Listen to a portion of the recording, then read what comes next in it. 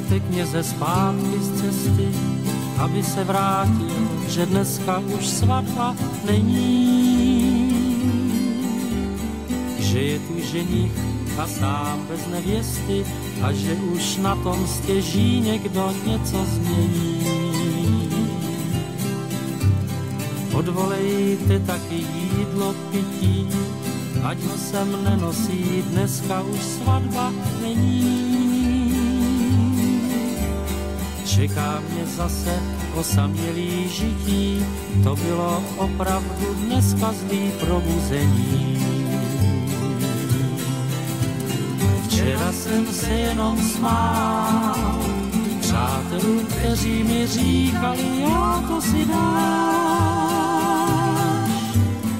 To není dívka, kterou si znával, když si ji nevezmeš, jenom dobře uděláš.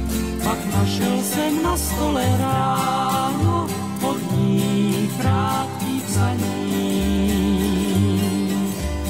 že si chce jinýho vzít.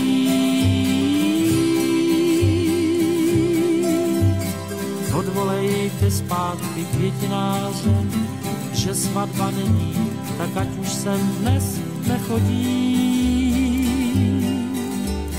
Viděl by tady jen ledový tváře a pak myslím, že se sem stejně kytky nehodí.